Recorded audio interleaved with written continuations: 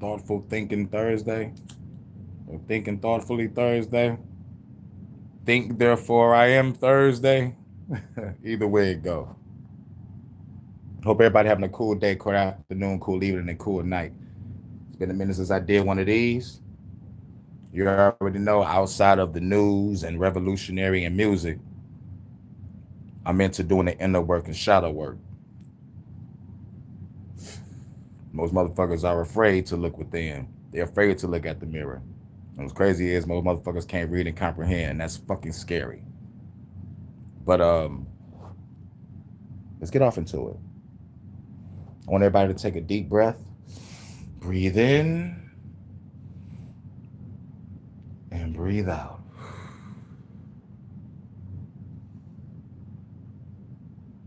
Bask in the ambiance of your peace at this moment. Bask in the ambiance of your presence, of your loving and caring energy. Understand, understand, overstand, understand. As long as you're standing on that truth that God and Goddess live within. Is the system that runs your sense of self. It is made out of thought patterns, emotions, and behavior loops, and the stories that try to hold it all together. Left unchecked, it creates endless existential searching, chronic disconnection, and the persistent sense that something is wrong. The goal of my videos is clarity, to see your identity and its contradictions for what they are, named precisely, to finally understand what it is that we're all running away from. The way you react to this title is very rich ego territory. There's likely a more aversion to the claim at hand, because the sentence that the innocent must suffer for their highest good sounds like the Right, the innocent must suffer for the highest good sounds preposterous to me.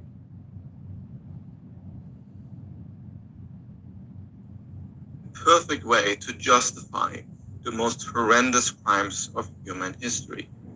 It sounds like something a warlord would say, or a priest, or somebody who justifies, yeah, torture. Something in the sentence, though, strikes as kind of wise.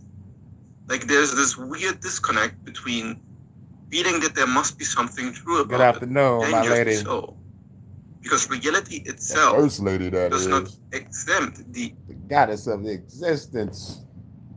Hope you had a great day at work. Hope everything is going cool over there where you at. I wanted to knock this on out. Got me some rest in. So now I'm ready to. I got some rest last night.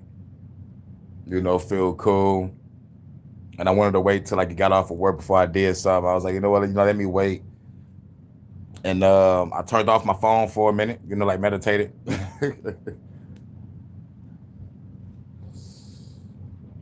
And plus, I had to turn off that phone, man, 'cause that bitch was hot as hell. I'm like, man, let me turn off this phone any fucking way. Charged this phone, went to the store, grabbed me something on my phone, cooled off. But hopefully it don't fuck up. Salute branches. Rained all day here. Rain on me. Can't wait. Yeah. Well, yeah. He's talking about how motherfuckers think, suffering for a greater good, and then breaking down the psychology of that on why people think that. And this guy's pretty cool. He made me change a couple of perspectives, but at the same time, there's certain there's certain perspective that I feel strongly on. On some legacy of Kane shit, on trying to control my reality type shit. But yeah, I didn't know I was following Kane's path from Legacy of Kane. I did not know. I knew I was following Shiva path, but that's from mythology. But like knowing that I was really truly breaking down the fundamentals of choice, consequence, and conscience, and existence and reality. I can't say I fully understand, but I'm telling you, I am getting close. I'm getting so close. I see the light. Innocent Nice to from be home chilling. suffering, Yes. existence itself appears to be structured in such a way that innocence does not protect you from consequences, predation, decay, transformation, or sacrifice. If you look at how I'm approaching my YouTube titles, I am always not just trying to bait you in. I'm claiming something and I'm stating it as a fact that goes beyond the opinion of my own mind.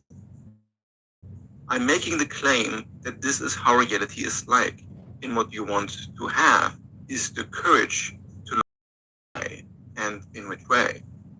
Because Yeah. But my shit is the why, but also is the can I destroy it? Can I destroy the fabric of this system? But like the way he breaks down, it let me know that I gotta break it down. Because the way he broke it down, it was awesome. Which means that my breakdown stopped somewhere. Once he let me know on a perspective of the fabric of the universe and and reality itself, the duality part, the causality part, the entropy part. It's just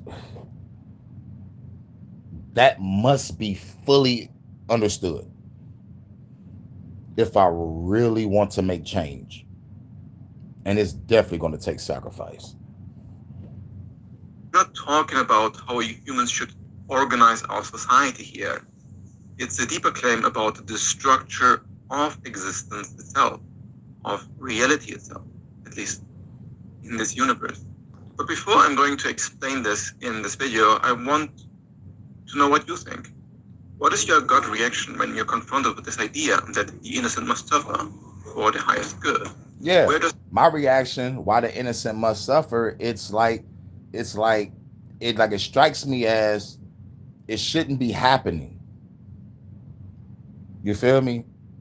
That's how I feel. It shouldn't be happening, but some people feel that it should happen because if it don't happen, there's no growth, and like it's some type of sense of growth somewhere in suffering, and that may be true in some cases compared to my life, because I could have been a whole nother motherfucking entity, another person.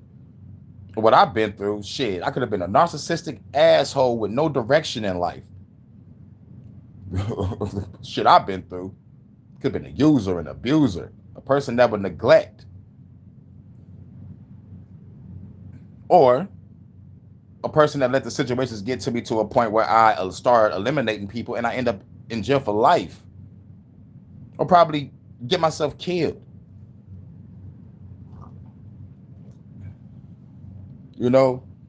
So I am so glad that I rose above that. your intuition go? You can pause the video and write it in the comment section, because I'd be genuinely interested in your contemplation. And if you feel contemplative for today, this is way more useful than just me giving you the answers, because I can feed you the answers, but it is very valuable to dissect these ideas for yourself first. But I'm certain that if you don't do this and just listen along, you're probably not just going to take everything I say at face value anyway, because if so, you wouldn't be here. Innocence is a byproduct of something free of fault, free of sin, free of ill will or desire to harm. Something that is pure and not corrupted by, selfish desire. Something that is kind, loving, and pure-hearted. The symbolic example of innocence is a lamb. And lamb sacrifices have been a part of thousands of cultures and thousands of religions throughout human history, which is kind of weird, isn't it? And I do think that these sacrifices that we did for some imaginary gods or nature were very silly and unnecessary, and more fueled by superstition and these lower states of consciousness where you think that sacrificing innocence literally does change the nature of existence somehow, or change your own personal gain. And it seems just purely born out of crazy superstition or just some religious madness from like modern day standards, but it seems to want to tap into something more fundamental here. You have to ask, what is the nature of innocence, and why does it feel like that sacrificing it is somehow necessary? Innocent beings that suffer in this world, in the animal kingdom, are endless. The animal kingdom is full of beings that get born and then are confronted with a world of violence, pain, and fear, running from predators and diseases for their own survival. And my empathetic self always felt horrible watching nature documentaries. I always felt like I couldn't understand why, when I was an ex-Christian, like when I was a Christian and then became an ex-Christian, and looking at my older Christian fellows, how they could look at nature and say that this is God's benevolent work. Like, okay, if this is God's creation, then God must also have a very violent mind. Yeah. And I found it's very easy for most people to just ignore how violent nature is and idealize nature as some sort of wonderful thing. But if you purely take the raw suffering that exists in nature, then a part of you must recognize that there's some sort of tragedy going on. And it's not just, natural instincts in of themselves, because animals like chimpanzees or dolphins, like especially the higher intelligent animals, have a great capacity for cruelty and empathy. So it's not like just the lion killing the zebra. It is actual animal cruelty done by pure need to overpower and control other beings. And I always felt that if this is how reality is like, then reality likely cannot be benevolent. Like the universe must be somehow evil in a way. Or it shouldn't be possible that this just exists without a reason. This should not exist. Existential seeking, philosophical need to look for the answer of why we exist in the first place. And I'm going to come to that later in this video too, covering a lot of ground here. So if you follow this thought line here, if you say violence towards innocence should not exist, what is the actual consequence of, making this true? Like on a cosmic level, not on a societal level, like I said multiple times, and I even want to clarify, I'm not saying how to organize human society. I'm saying on a cosmic level, it'll be fucking peace. Simple. Cosmological level, like on how reality is like. If you were to make a place where this is impossible, like existentially impossible, what are the consequences of it? You cannot separate existence with violence. If you remove the ability for anything to be hurt, now you remove the ability of biological life form altogether. If you couldn't feel pain, we wouldn't be having this conversation. If our entire biological and cultural history wasn't fueled by bloodshed and cruelty, then the exact circumstances of us here right now communicating with each other wouldn't exist how they exist right now. And if you rebel against your own existence and say, exactly, this is why I don't want it to be the case. I don't want to be forced to suffer in a world like this, even if I've done nothing wrong. Then you can keep saying that, but you're not different than the animal, being eaten by the lion. You're not in a special category. You're just intelligent enough to observe what is happening and then rebel against it. But the rebellion, like the man that blew himself up saying that he's trying to break the reincarnation cycle and expose the reptilians and shit. And it was, oh my God, I covered that on the HHN. But my question was, how do he know about about the fundamentals of the reincarnation cycle? What type of formula that he used to make the explosion? I gotta go back to that. I gotta go back to that story. Because like the mystery of the scientific supernatural process of that shit's probably in the Fed's hands now. Read the reincarnation notes. But if he was just on the type of mindset, was like, yo, I'm about to put this formula together about the reincarnation cycle. This is how the reincarnation cycle is. And this the type of shit to motherfucker free you from it. And we got the elements on the earth. I needed to know. Because maybe instead of blowing yourself up, you probably could have made a machine to get the fuck out of here or something. If you that fucking smart. But there's more questions than answers in that case. Everybody want to deem that motherfucker crazy. Is kind of Thursday thoughts with unhelpful. Professor K. And as understandable as it is, Thank you, you really Bobby. want to fight against it, and you really don't want suffering to be possible. If you were to follow through with this idea, well, in actuality, you would remove everything. You would remove all media, all entertainment, all love. You would remove sex. You would remove language. You would remove He's taking it too everything far. that we humans To me. appreciate in reality.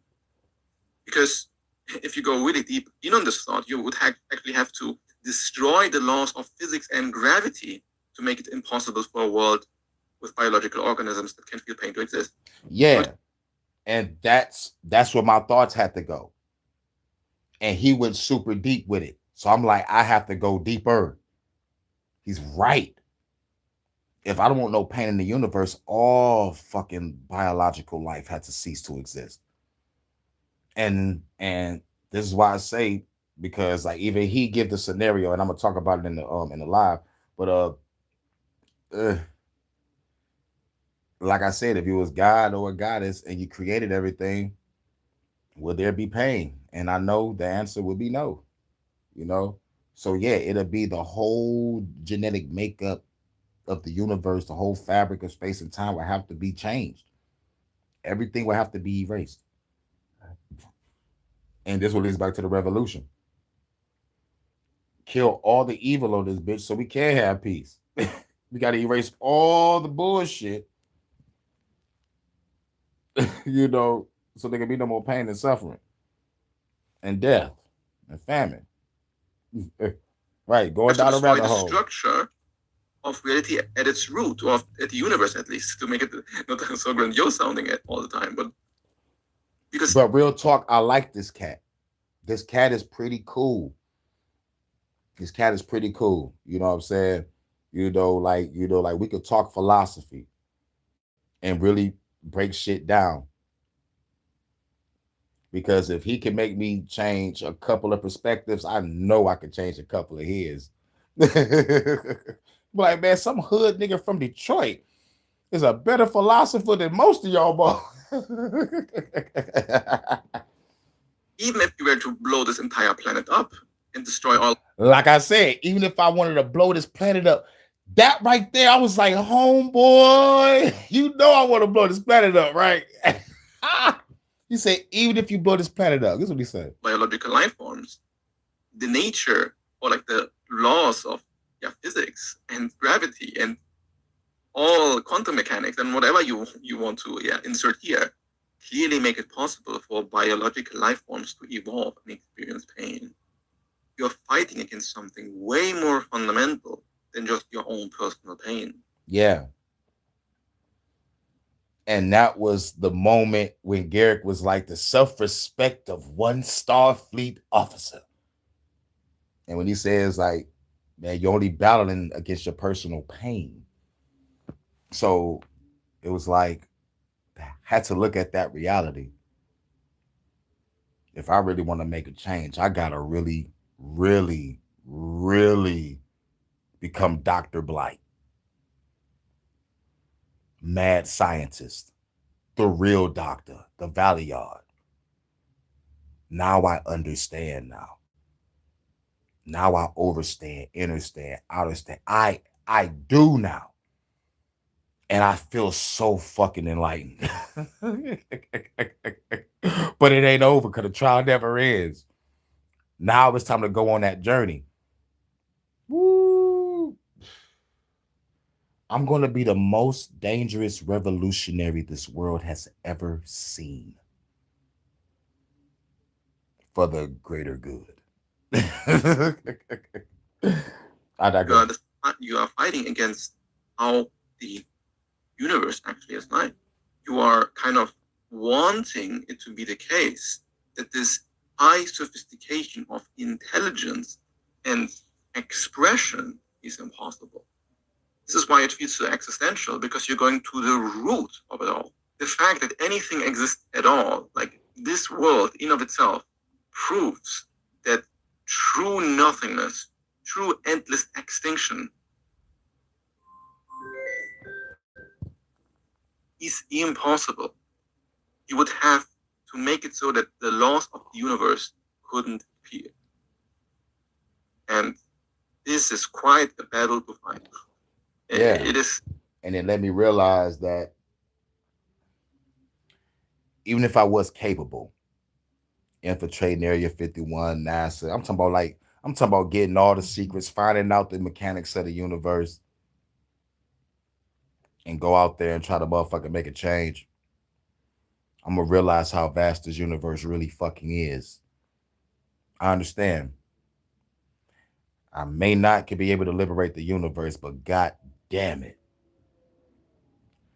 I can at least try to liberate this planet. And we can create the new United Federation of Planets. That's right, Vonta. Real shit. If we want peace, we're gonna have to motherfucking prepare for war. And it still always go back to that at the end of the day. When it comes to the Warriors Code, and at the same time, I gotta have compassion. As much as I want to blow the world up, I can't do it.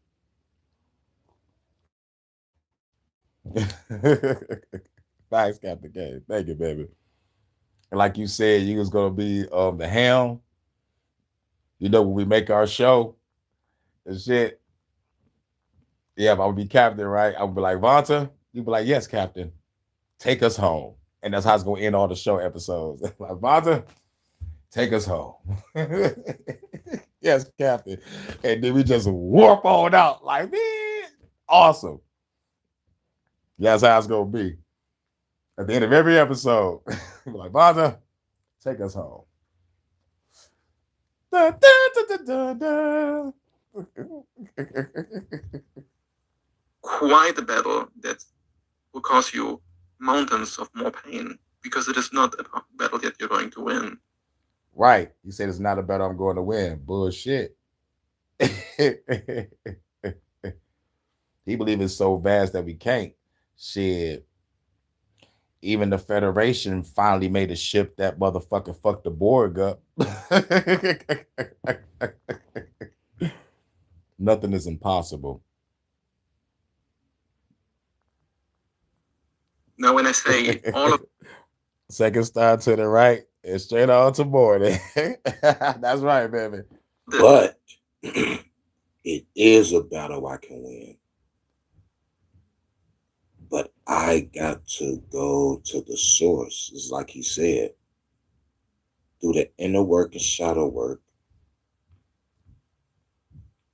find out the truth, and if I can change my molecular structure, implement the universal laws, do a little bit of alchemy, and the manifestation, visualization, affirmation, meditation sessions. He gave me an idea. Nothing is impossible. But I understand where he's coming from. If you really want to do something, you really got to break everything down to its fundamental principles and properties. Break it down to the nearest molecule. Otherwise, shit will be impossible. In the physical. But in the and another reason why he said it's impossible, he don't want to admit it. He's a pacifist. I'm a warrior. We could be the same type of person, but at the end of the day, if you're a pacifist or a passive person and I'm a warrior, that's our separation. I'm willing to fight and die. He's not.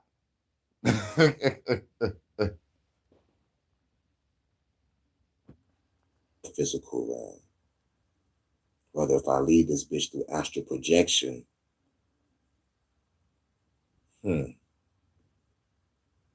I'm mistaken, y'all. I'm sorry. is necessary for the highest good. The word highest sense of more pain, because it is not a battle that you're going to win. Now, when I say all of this is necessary for the highest good, the word highest good also sounds like a sentence with huge moral loading. And if you're intellectually minded, then you will want to really dissect the concept of how this is really the highest good and how there could not be something better that we can come up with. And on a relative level, I of course agree with you. You could have a planet that has zero suffering. You could have a world that has almost zero pain. And having the instinct to want to reduce that and remove that is deep wisdom. Right. Think of Thursday. So again, a friendly reminder, I'm not talking about the relative, I'm talking about the absolute here. And if I claim that, yeah, what I'm pointing to is the highest good, then yeah, the instinct is this couldn't possibly be an objective claim, right? It has to be a sort of subjective human assertion about what reality is like.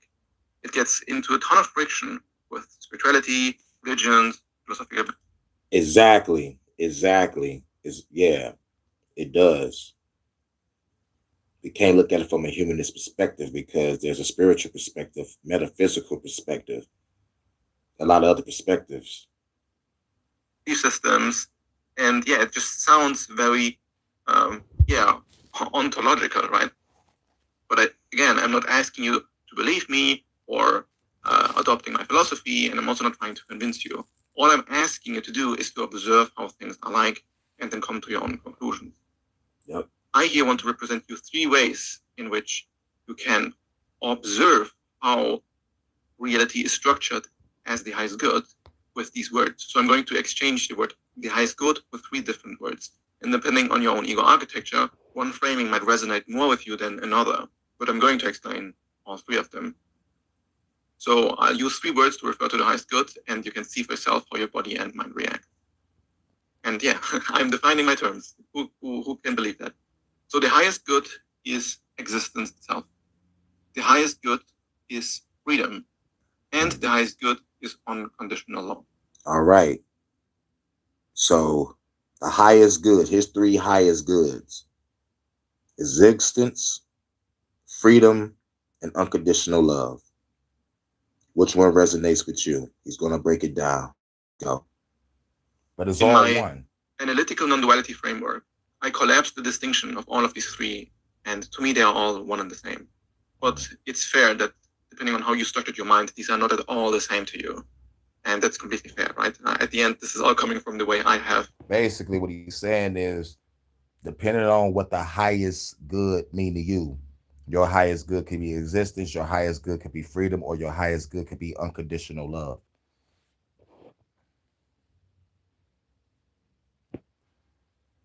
Integrated and understood all of this stuff.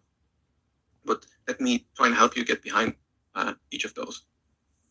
So the point is very clear, right? Without innocent suffering, you can't have existence. So without innocent suffering, you can't have freedom. And without innocent suffering, you can't have unconditional love. The nature of these 3 things is very profound, and the word kind of robs it of its profundity, but I think we can use these terms to clarify exactly why I'm not preaching dogma to you. You can verify all of these 3 for yourself. So existence by itself implies everything. For something to exist, you're already in the realm of infinite potential. That's what existence is. It's such a tautological, foundational thing. It's really what truth is, right? If something exists, it just is. It is the truth. It is 1 = 1. You cannot argue against it. When the fist hits your face, you're going to feel the pain. This is what something is like. So existence often connects to the idea that, yeah, then the intellectually curious mind asks is, why does something exist rather than nothing? Like, you say that this is the highest good, but couldn't there also be like nothingness?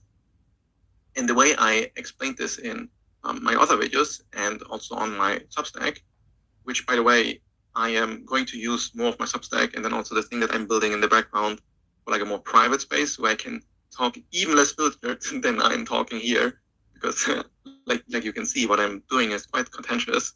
So I'm building a very serious private space to build on these existential ideas and to find your peace with them, and then also use this peace to empower yourself. Anyway, you can find this info in the description.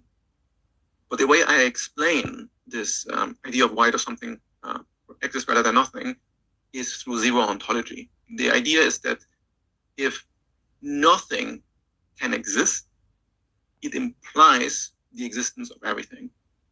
So if the number 0 exists, it implies the existence of all possible numbers. So if you can have a 0, you can have everything else, because it is implied by each other, as a 0 is a symbol for nothing, but also kind of the example that if you can symbolize nothingness, then nothing also exists as like something. So everything and nothing becomes kind of like the same. And again, I go way deeper on this on like other places. And then on the layer of freedom, well, freedom is on the cosmological level the possibility of anything to exist the way it exists right now. So all these possibilities being realized are only possible if the universe is kind of chaotic, like chaotically free. If you can create water molecules and all of these different atoms interacting with each other, then it requires a weird sense of chaos and freedom at the same time on different levels. And then to let these elements of chaos and order interact with each other and see what happens. But you need to be able to just let it go and see what happens. If you were to try to control it and change it, then you're not free anymore, and you would limit reality in a certain way. So then, how could the universe be free if you can't hurt the innocent? If we can't fight wars against each other, then how could we find reunion? If we can't betray, how can we forgive? If we can't hate, what does it mean, or how does it change the nature of love? If there isn't an up, how can there be a down, and so forth, so forth. Reality exists through dualities. And if you want to remove only one side from any duality, the world breaks apart, or at least you limit it significantly. Now, that's what people keep on bringing up.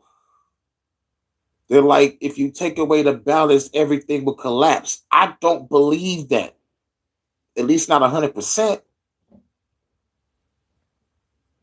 It's like 60-40. It's 40% chance that the shit might collapse. It might. But I got a strong 60% is if we can eradicate evil, if we can eradicate the other side and motherfucking make good be the spectrum, I think we can manage that.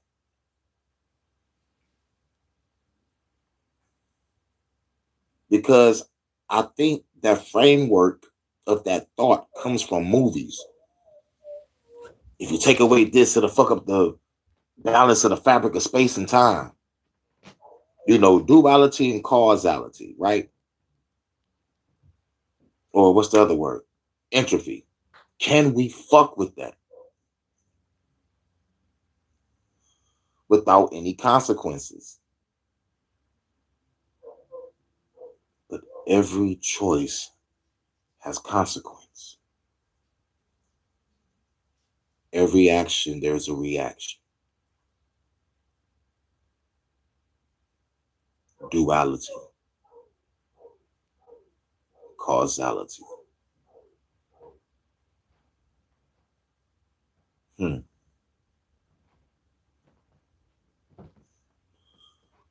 uncomprehensible way. So you force reality to be one way forever if you don't allow for the possibilities of its opposite, which is what humans try to do when we cling to our experiences and get stuck in our ego loops. We don't want reality to change when we're comfortable, and then we cling to it, but reality is change. So it's a fuel for more suffering. Right, reality is change. Shit fluctuates.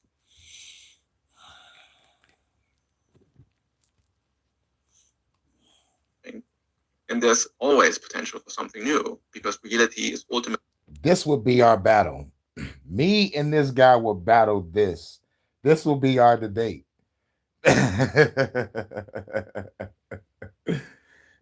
Because he's very intellectual, very philosophical. I love that. But this, I think we can change the fabric of space and time if we eradicate the other side, which is evil. But like the belief of we gotta have good and evil, that's the shit that gets me. Why do we gotta have good and evil, and we are capable of destroying evil? You know, we all you know, cause and effect, you know, pendulum going back and forth, you know, when the pendulum swings back, can we keep the pendulum there? Or can we destroy the pendulum? Which leads back to destroying everything, which going back to breaking down the whole fabric of the universe. God damn it. I'm gonna have to really be Dr. Blight on this shit. The free to keep destroying itself and rediscovering itself. And from the position of the finite Dr. K, singular self, Professor K, Dr. Blight. this feels very threatening and also kind of evil when horrible things can happen out of nowhere and you just not at fault. But if you look at how everything is like, you are all the time in all your conditionings across interacting with things that are not in your control. Like you are not in control to most extent about the politics of your place. You're not controlling the family you have been born in. You're not in control of how other people treat you. So you can see how everything is kind of free to act how they act. And you can also see how people try to control each other within that freedom all the time. And we also know that when we see a wolf eating a lamb, we don't think of the wolf really as evil. Like maybe on this existential level, it's like, oh, why is this possible? Why is it like this? But we do understand that animals act like out of their instincts, and we don't actually judge them for it. Like, it is very weird to do so. But we humans are so intelligent and aware of the suffering of the other side. Like we possess a sort of higher state of consciousness because we are aware of what is happening on the other side, so that we want to impose morality onto our universe and onto other people, so that we can control the framing. And I do think that is part of a larger intelligence too. Like it's not just egoic vanity to see, hey, if all of this is real, let's reduce suffering. It is born of deep wisdom and compassion, and it allows you to deeper connect. Right. So me saying eradicating evil is a deep wisdom to that, because we want to reduce suffering. And this is why the anti-hero gets praise and some shit. I'm not the good guy, not the bad guy. I'm the anti-hero. I'm in the gray area. You know, it's like the good guys and the bad guys don't like me. You know what I'm saying? They like, man, that motherfucker is dangerous. He's part of the good guys, though. The fuck he not.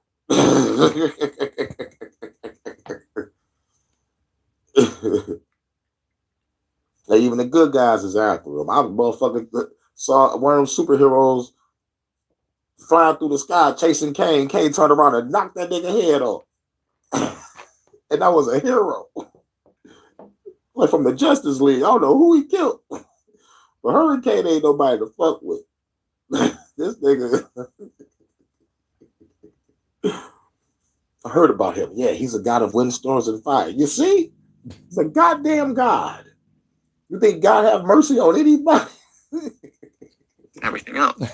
Cool. When also recognizing that on the highest level, you need freedom in order to have the possibility to recognize, hey, this is not good. Let's do something else.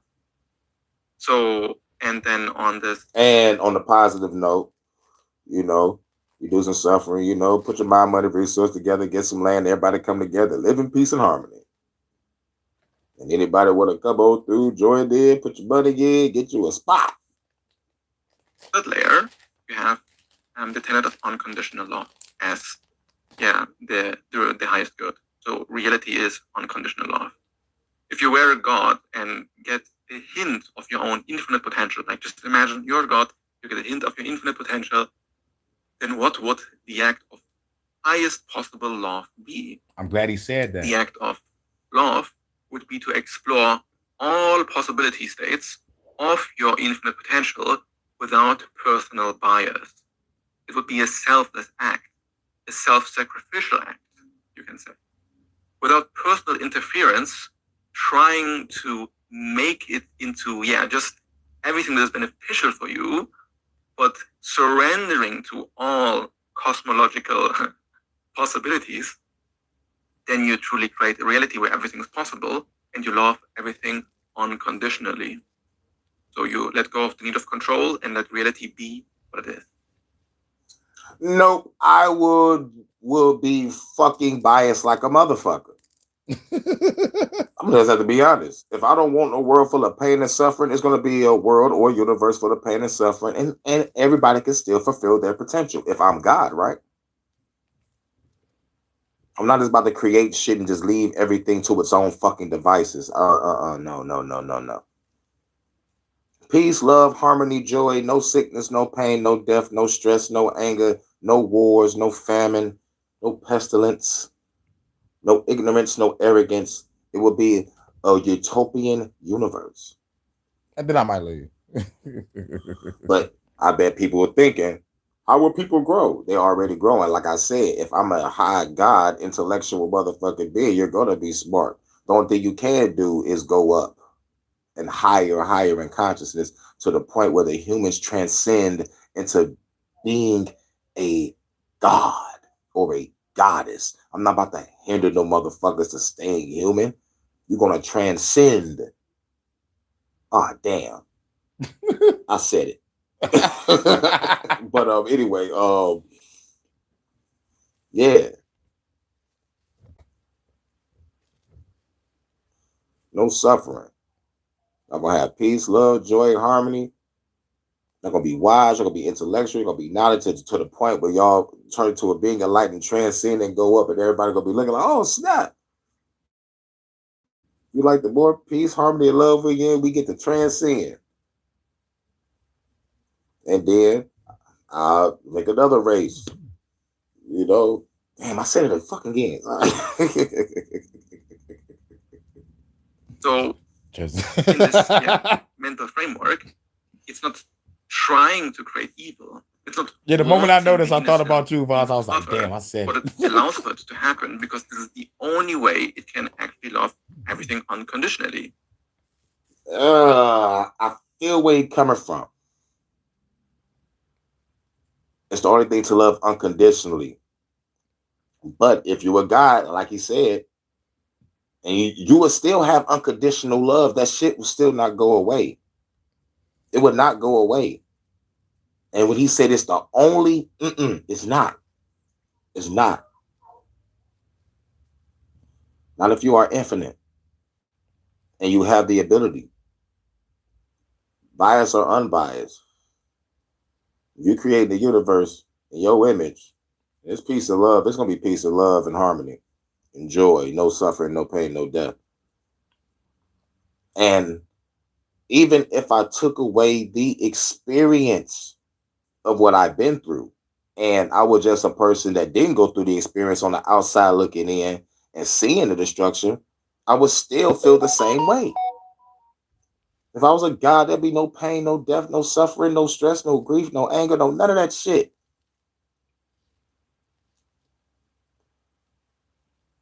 Which lets me know where my soul lies at. You know? It is what it is in this reality. But if I was able to control reality fully as a God, there'll be no pain, no death, and it'll still be unconditional love, and everybody will still be able to have knowledge, wisdom, and understanding. But people think that a person won't grow. No, you will grow. Because like that's what wisdom, knowledge, and understanding is for. You know, so you can grow to be a better person. But I'm about to make people turn into gods and goddesses. That's how I roll. And I feel my perspective. I like that perspective. Because as I said in these previous 2 points, which point all to the same, I get where he's coming from, though. 100%. And here's why I get it. Because if you're a God and you're creating everything, that means it's good and bad. But if you are the God and you have the intentions, you don't have to put the motherfucking evil part of your infinite consciousness, infinite awareness in it. If you are infinite consciousness, infinite awareness, God status that create anything, you can choose or select what parts you don't want to be in your so it's like shit. But the unconditional love part is you loving all of yourself because you put the good and evil part. You can't have unconditional love if you don't love the evil, but you don't have to put the evil in it. That's the whole part. That part right there. It's like God putting the tree of knowledge of good and evil in the garden, knowing that they was gonna fucking eat it. Like what the fuck? So it's like, yo, if you have the power to motherfucking, like not do this, why do the shit? No, it means you want to play a fucking game. I'm no experiment. I'm no hamster in the wheel. I'm no ant in the ant farm. I'm not going to be fucking energy harvested. This is not no motherfucking, what does God need with a fucking starship? He's leaning on the duality. Reduce the possibility for another. Evil is what becomes possible in a reality that does not control everything into obedience. And control everything into obedience. That's one thing that, that's a problem also. If I'm creating a world, peace and harmony, joy, love, and all this shit, I don't need to control. I don't need to ask for obedience. Here y'all go. I'm out to create another universe full of peace, love, harmony, joy, no pain, no stress, no death. See y'all later. I'll come by to check on everybody and see who transformed into a god or goddess or not.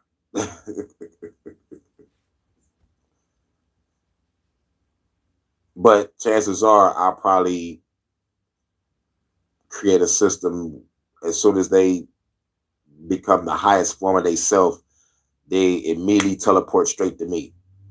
And they're like, what up, though? And then I'm going to give them a chance to create their own universe in their image. Tell me I'm not the shit.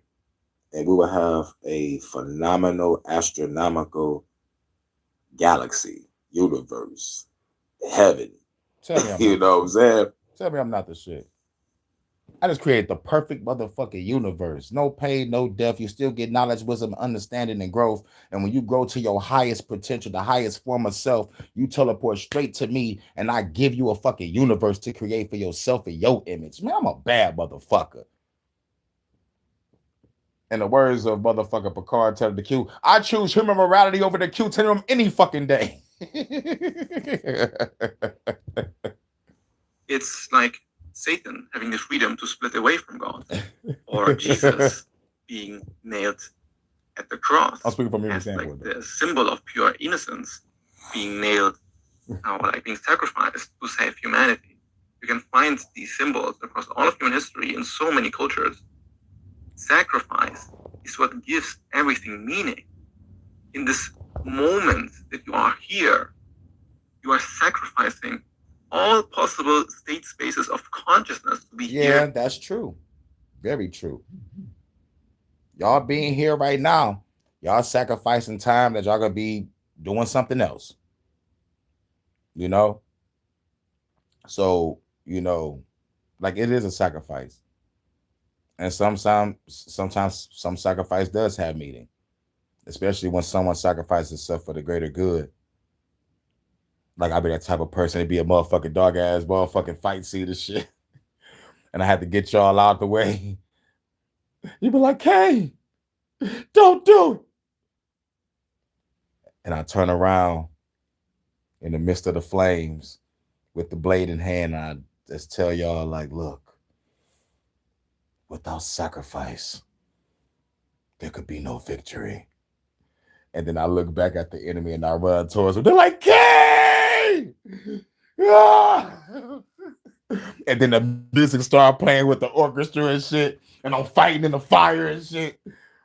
And y'all getting out the fuck out the area because the shit about to blow up.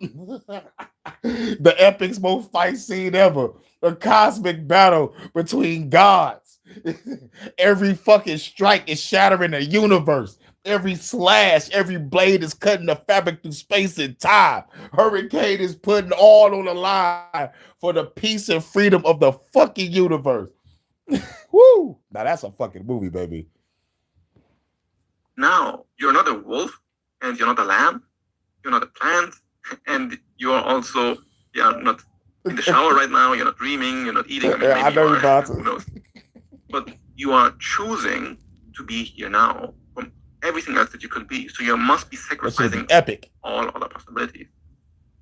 So what is the likelihood from all possible possibilities that you are here now? The statistical likelihood, if you think about all positions of the universe, which the universe is pretty big. And then if you are a bit more esoteric about it, you might even think about multiverses or places that have completely different physical laws than this place. But of course, now this gets into some Shouts out to the multiverse where me and Vanta is already over there chilling. Like, what's good?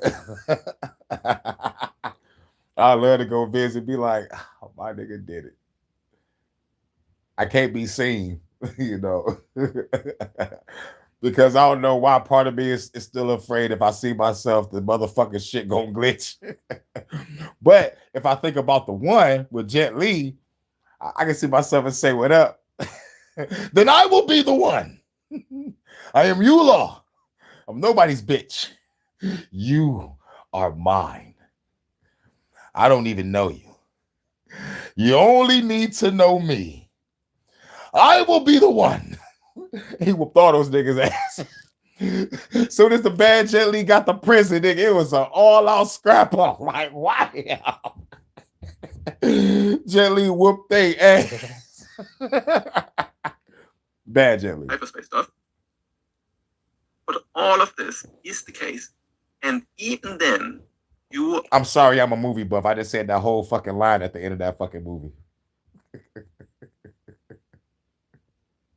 Are fully yourself. 100%. You are committed in being this configuration instead of any other configuration. So there's no outside from you. There's no division from you and everything that exists. Reality is owning absolute all possible state spaces equally because everything is fully itself. Your phone is your phone. The temperature in the room is the temperature in the room. The video that I've created here is exactly like how it is, right? There's full commitment to what it is the moment it appears as it is. So this utter full ownership of all state spaces of existence. Oh yeah, that movie is awesome. Unconditional law. And yeah, you know what I love about that movie? Like at the beginning, because like the bad guy, it was Bonnie and Clyde all day. His girl was the one that set the bomb off. Bonnie and Clyde all day. I was like, thanks, baby. I'm about to go bring this power back, man. You know. What was the bad Jet Li's mistake? Bad Jet Li's mistake was going after that motherfucking last Jet Li. And like what I love about the last motherfucking Jet Li, the good Jet Li,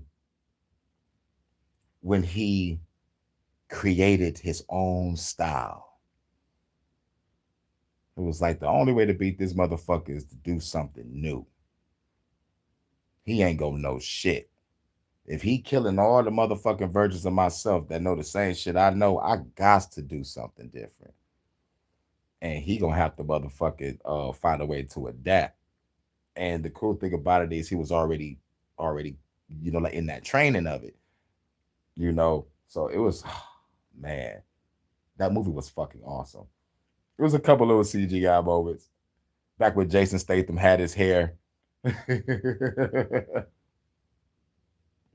They had the black guy, I forgot his name, Lindo, in it. It was, oh my God, it was a good movie. It was a good fucking movie. But what I also loved about the good Jet Li was he was sensing, like when the incident happened with the motherfucking shit when he was in the vent, the good Jet was like, man, something ain't right. And he just like he just like felt it. It's like, man, something ain't right. Blah blah blah. But the bad Jet Li was great. And the only thing that really fights against this is, the human ego, who is so overwhelmed by this prospect of unconditional acceptance for all things, so overwhelmed by the inevitability of being itself. But the crazy thing about it is, I do accept it. And don't get me wrong, I love it. Nature, I love everything about the universe, all the way down to the tiniest molecule. Science was always my favorite subject. Science and history, understanding, and then like getting older and understanding self, and doing deep dives in spirituality and metaphysics, quantum mechanics, chaos theory, shadow work, inner work, meditation, mantras, mudras, affirmations, altar work. Changed my fucking life. It was 2009. I said, all right, I know I'm a good person, but I feel I have no direction. I need some direction. So I was like, let me go back to this Bible. Read this shit from front to back. Read the Bible. Puzzles, mysteries, riddles, contradictions, metaphors, symbolisms, parables, allegories, mythology, numerology, and a splash of spirituality. But what really fucked me up was there was too many holes in the book. Read the Dead Sea Scrolls, filled in the holes, bars. So I was like, okay. Then found the history of Christianity. And I was like, nope, can't fuck with it. Then I started studying a little bit of Islam, started reading a little bit of the I Ching, but what really stood out was shamanism, Hinduism, and Buddhism. It was something about it, especially when I got the Buddhism. It made me think about Lisa Simpson from The Simpsons, where like she went the route of Buddha and shit. Found out the story of him, but Hinduism was just awesome. And I realized I walked the path of Shiva. I just want peace of mind and meditation. You fuck with me, I'll kill you. Leave me the fuck alone and you won't die. Type shit. Peace of mind and meditation, because life is just, like, look, I'm the god of destruction. And that right there, found the path of peace of mind and meditation, keeps balance within himself. That's another thing, like a person don't think. Everybody thinks Shiva is a god of destruction, supposed to destroy everything. No, he only destroying because it's out with the old, in with the new. Simple. In the same way I feel right now, out with the old, in with the new. This government needs to be destroyed. And it's time for a cleansing. The earth needs to be healed. It's time for a cleansing. I'm the god of windstorms and fire. Ask the Mayans, Taínos, the Arawak people, and everybody up the Caribbean coast going up to Florida about me. Got songs in my name. Energy cannot be created nor destroyed, just transferred. I have transformed to this vessel. All right, now we're on the next one, and then we gonna get up out of here. We're living in dark times of degeneracy, enslaved by legislation enforced by thugs, but the majority of people still think they're free. How can that be? Now, I'm reading off a question that this person I'm subscribed to, I forgot this person's name. I'm supposed to be giving motherfucking plugs to the people that I'm listening to. I'll just put it in my community post of the people. But he's reading off like 4 questions that people ask themselves when they lay in their bed at night looking at their ceiling. Or when you're in deep thought. But we all end up in the same question. We're going to talk about it. I remember when I first came to it. Who am I? What I'm doing here? And where I'm going when I leave? Then it was, what is existence? What is reality? What is consciousness? God, I love those questions. The questions that people are afraid to explore within themselves.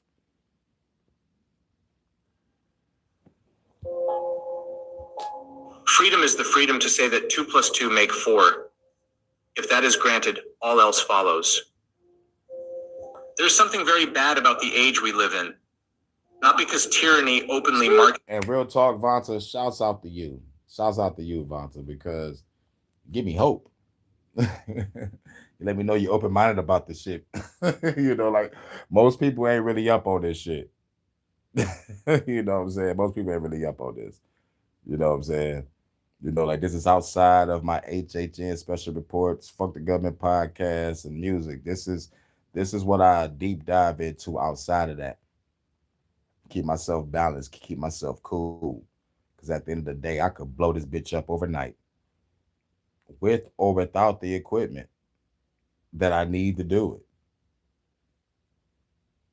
Ain't nothing like the gift of the gab in certain places. It don't work everywhere. But shit. At the end of the day, we gotta take this bitch back. That's all I gotta say. Freedom. Just through the streets wearing a uniform, not because chains visibly hang from people's wrists, but because millions of people can live under growing systems of control and still sincerely believe they are free. That is perhaps the greatest paradox of modern civilization. Throughout history, oppression usually announced itself. Kings demanded obedience. Empires conquered by force. Dictators ruled through fear. People knew when they were enslaved because their chains were visible. Today, the chains are often hidden behind comfort, convenience, entertainment, and carefully crafted narratives. The result is a society where people can lose freedom without ever realizing it. In 1984, Orwell imagined a world where truth itself had become a political tool. The ruling party maintained power not merely through violence, but by controlling reality. On the walls of the Ministry of Truth were written 3 infamous slogans. At first glance, these statements appear absurd. Yet Orwell's genius was recognizing that power becomes strongest when people accept contradictions without question. The protagonist, Winston Smith, slowly realizes that the party's ultimate goal is not merely obedience. It is domination over reality itself. If a government can convince citizens that falsehood is truth and truth is falsehood, then freedom ceases to exist. That is why Orwell wrote, "Freedom is the freedom to say that 2 plus 2 make 4. Because once people lose the courage to acknowledge obvious truths, they surrender the foundation upon which all freedom rests. Yep. A society does not become free because it calls itself free. A society becomes free when individuals can think, speak, and pursue truth without fear. Yet Orwell was not alone in his concerns. While Orwell feared oppression through fear, Aldous Huxley feared oppression through pleasure. Unlike Orwell's world of surveillance and punishment, Huxley's society keeps people docile through endless amusement, comfort, and distraction. Years later, Huxley warned that powerful institutions would eventually discover ways to make people love their own servitude. He observed that modern methods of persuasion could create populations who not only obey authority, but actually enjoy doing so. Then we fast forward, Klaus Schwab, you will own nothing and be happy. Even the phone agrees. Way before I even finished it. Most men and women will grow up to love their servitude and will never dream of revolution. Think about the significance of that statement. The most effective prison is not the one that locks people inside. It That's is deep. Gotta go back. servitude and will never dream of revolution. Yeah. Most men and women will grow up to love their servitude and will never dream of revolution. That right there. This is why I fight. I take back my mind. I take back my body. I take back my soul. I take back my reality to destroy the evil reality that the people can't see. My methods are going to be so extreme, you're going to think I'm the bad guy. But you already do. I'm the bad guy in most people's minds right now, and I haven't even pulled the trigger yet.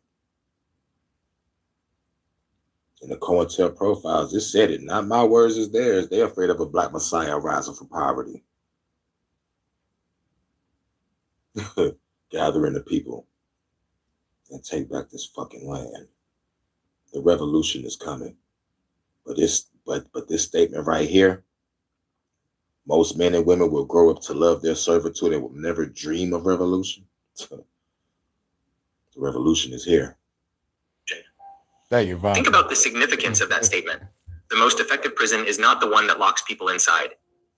It is the one where prisoners no longer desire to leave. When citizens become consumed by entertainment, consumerism, social validation, and endless distractions, they may feel free because they are comfortable. Yet comfort can sometimes conceal a deeper loss of autonomy. A population distracted every waking moment rarely asks difficult questions, and a population that never asks questions is remarkably easy to govern. Alexis de Tocqueville saw this danger long before the modern world existed. While studying democratic societies, he observed that freedom can disappear gradually rather than suddenly. He described what he called a soft despotism, a form of control that does not rely on brutality, but on dependency. He described people becoming like a flock of timid and industrious animals, of which the government is the shepherd. Notice the brilliance of this image. The sheep believe they are safe. The shepherd believes he is protecting them. Yet the sheep are not free. Tocqueville feared a future where citizens would willingly exchange liberty for comfort and security, gradually forgetting what genuine freedom even looks like. Friedrich Nietzsche pushed this critique even further. For Nietzsche, the greatest threat was not government power, but conformity. He believed most people spend their lives suppressing their individuality because they fear social rejection.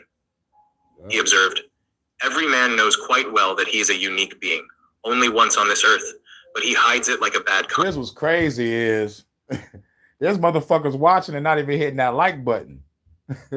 Hit that like button. Because I know that like button is Vonta. I know that one like is Vonta. But there's a lot of people in this bitch ain't hitting the like, but they listening. Hit the like button on the way in or out.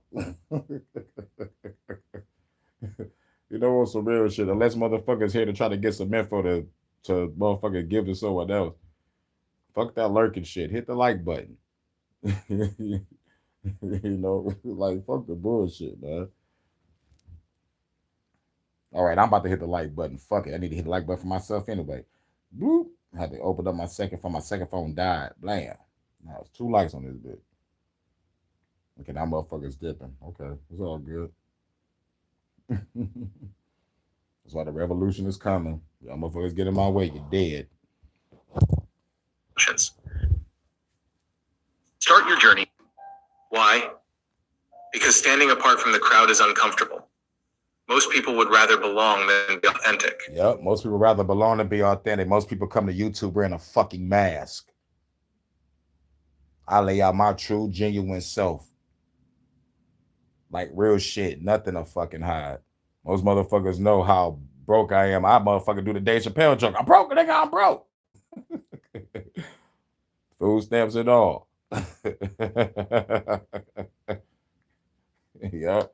Taking care of my sister. Yeah, you already know that. You know what I'm saying? It is what it is. The price of living that's went up, price of food, gas. Shit. I think it's common sense for motherfuckers to put their mind, money, and resources to build a fucking community and just motherfucking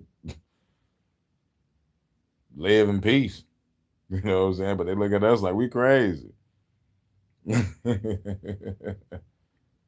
You know? Other motherfucker shit. Right. It says a fuck you to YouTube when you do. Yep, it sure do. But it is what it is. Most motherfuckers wear masks. Motherfuckers, you know, on this bitch with agendas. But what's crazy is I could say this. Most of y'all motherfuckers is on platforms with pedophiles, faggots, liars, thieves, trolls, and motherfuckers that's afraid to fight on a daily basis. I'd rather be over here chilling with like-minded individuals with heads on their shoulders. They may not agree with me. Let's go out there and fuck some shit up, but they definitely agree with me when it's fuck the government, you know, or fuck the parliament, or fuck the dictatorship, fuck the monarchy and shit, fuck the bankers, corporations, the elites, the globalists. Over here, there is no debate. There is no, you know, going into the past unless you're about to go into the past and talk about what the fuck is going on now and just follow the patterns and connect some dots and come up with some solutions. But let me tell you something, there is no political solution. The only solution is revolution. Why ask for peace and freedom from motherfuckers that took it from your ancestors? Why ask for justice when you know the people that's in power are evil? It's like what the fuck? You know? No one see that common sense right there. No one's like, is I'm the only one? You know? Y'all asking justice for motherfucker that has caused injustice on this land since they got here. You're asking for injustice from people that you know are eating, raping, and killing children. Like, fuck the bullshit. You know? Shout out to Big Dog Philly OG. This is why I say there's no political solution. The only solution is revolution. Destroy your government now.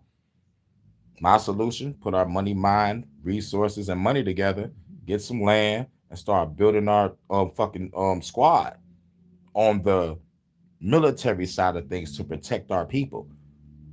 The second thing: put our money, mind, and resources together, get some land, and build communities. I don't give a fuck. We got to put tiny homes and RVs and trailers on the motherfucker. We about to motherfucker get the fuck away from the bullshit. But I'm the military spectrum of this shit. Y'all gonna need some protection.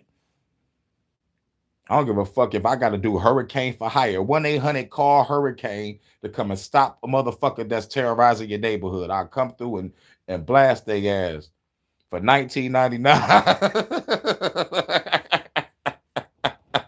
Allegedly.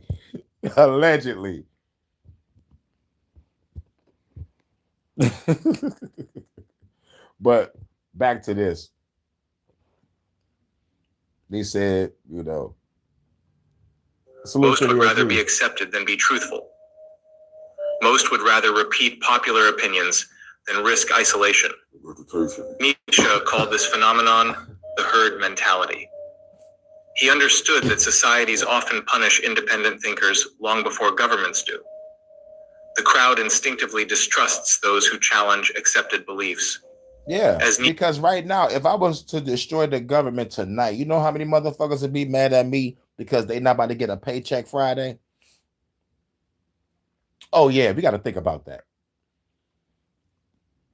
I cause a full worldwide blackout, major EMP. Use my hackers, take everybody's money. Not the people's money, but the rich and wealthy. By the time the power comes back on, everybody in this country that needed bread got it. From a homeless motherfucker with a cell phone and a cash app to a motherfucking middle class. I don't think middle class exists no more. But anyway, the people that deserve it will get it. Hashtag Kane Hood. You heard of Robin Hood? Welcome to Kane Hood. Rob from the rich and steal from the rob from the rich and give to the poor for real, for real. That's what these hackers should be doing. And I see why people hate hackers. Because you're not taking from the people that motherfucking need to be taken from. My hackers is going to take from the rich and wealthy. Take from these corporations. Oh yeah, y'all video game companies, y'all getting it too. Not because y'all made females ugly, but because y'all follow greed. Oh yes, I'm gonna do y'all motherfuckers like the bad guy from Seven. Allegedly. Nietzsche warned, whoever deviates from the public opinions and stands apart will always have the whole herd against him. Yep. This is how conformity becomes self-enforcing.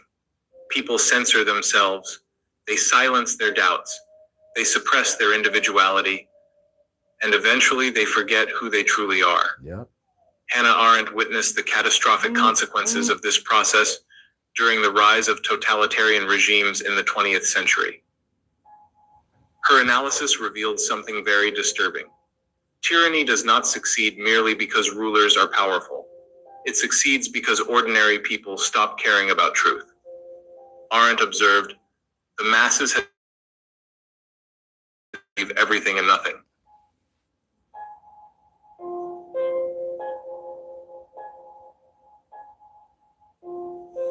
Anxiety is the dizziness Huh. of freedom. Hold on. Hold on. At the same time, Hunt past self. Yeah, they froze my chat. Hold on. Yeah, there we go. Now I can see y'all. I had to put my second phone up. Yeah, shit was getting too real. They froze my chat. They didn't want to see our interactions and shit. You know, they froze the chat right after you said Thursday love to you, Vonta. They froze it right after they did that. Yeah, if they ain't kicking me out my chat, freezing my chat, buffing my chat, changing y'all comments, deleting y'all comments in real time, putting symbols next to y'all comments, not sending out notifications, is always something. And them keeping the shit going and freezing y'all chat, it fucks up the interaction with the people, and they wonder why motherfuckers leaving YouTube. This is why I already zoned out. And I always say this, I better thank Vonta. She the reason why I'm here, because I could have left this bitch like it's almost like a month ago. I was about to tell y'all got 24 hours to download whatever the fuck y'all like on my channel, because I'm gone. Because not because they keep fucking with me, it's because they keep fucking with truth. Fuck me. Y'all trying to suppress truth. And a motherfucker got to go through hoops, troops, and loop-de-loops on other platforms to motherfucker get this shit out just to still be suppressed. There's motherfuckers right fucking now getting arrested for tweets and Facebook posts. And I say this right now, y'all not taking me alive.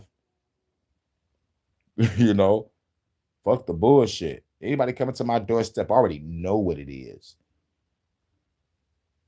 You know, because one, I'm not breaking no laws. So y'all better get the fuck out my fucking face. They would at the same time believe everything and nothing.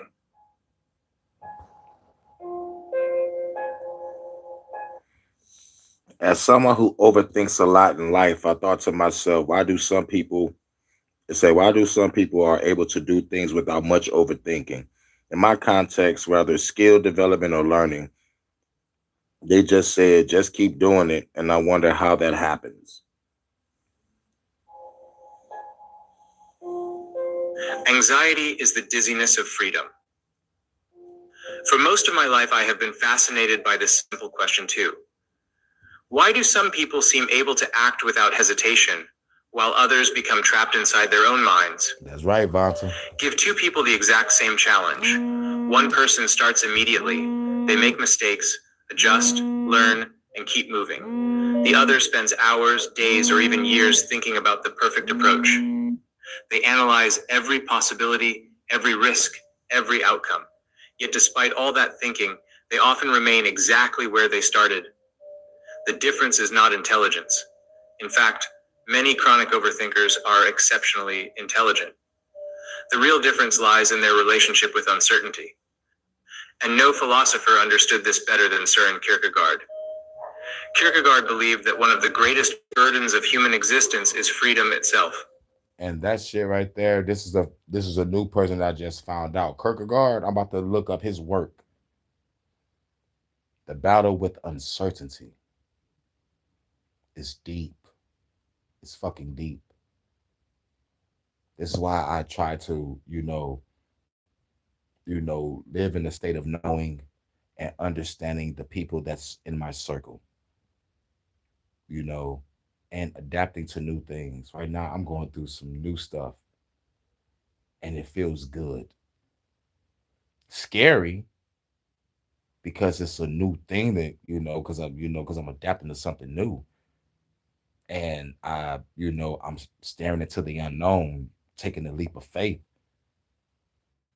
And, and also about to say, go with the flow. And this flow is fucking awesome. Scary as fuck, but awesome. Because I know what I took the risk for. I took the risk for love. Unconditional.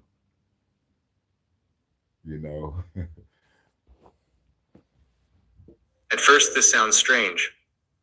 We usually think freedom is a blessing, but Kierkegaard noticed something profound. Every meaningful choice closes off countless other possibilities. Choose one career, and you abandon dozens of others. Choose one path in life, and thousands of alternative futures disappear forever. You said 100. The more aware you become of these possibilities, the harder it becomes I'm to glad act. I'm not alone, Vontae. That is why he wrote, "Anxiety is the dizziness of freedom." Imagine standing at the edge of a cliff. The dizziness is not caused by falling. It is caused by realizing that you could jump. Oh, yes. Mhm. Likewise, the overthinker becomes overwhelmed, not because there are too few options. I've always wanted to jump. Because I always saw myself flying. You know, it ain't the fear of, oh my God, I'm about to fall from this height and die. Nah. It was always the anticipation of, I could jump into the unknown. Oh my God, we are. Oh, we going deep. But because there are too many. Every choice feels permanent. Every decision feels life-defining. Every action feels loaded with consequences. Look, this guy just dropped an oath-sworn sword. The result is paralysis. Meanwhile, people who seem fearless have often accepted something the overthinker cannot. They understand that certainty is impossible. But because there are too many. Every choice feels permanent. Every decision feels life-defining. Had to go back. Every action feels loaded with consequences. The result is paralysis. Meanwhile, people who seem fearless have often accepted something the overthinker cannot. They understand that certainty is impossible. They choose anyway. They move forward anyway. And in doing so, they discover something the overthinker never learns sitting still. Most answers reveal themselves only after action begins. Fyodor Dostoevsky explored this problem from another angle. In Notes from Underground, he created one of literature's most tortured characters, a man whose consciousness has become his prison. The underground man analyzes everything, every motive, every conversation, every possibility, every emotion. Nothing escapes his attention. And yet, despite all this awareness, he accomplishes very little.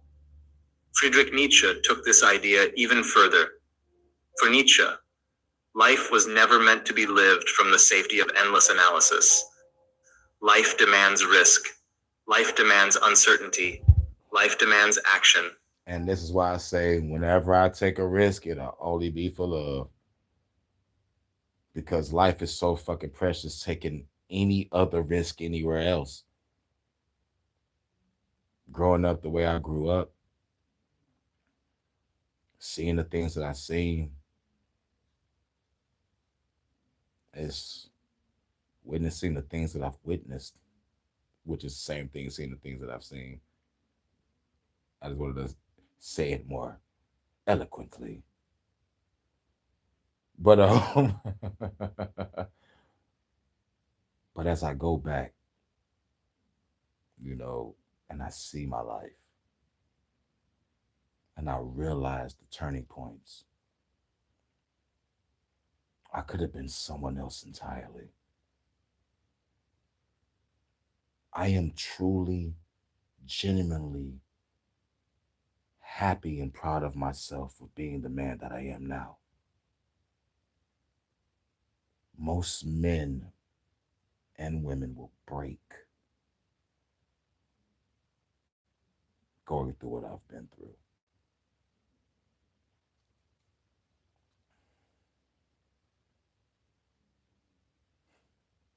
I was almost broken.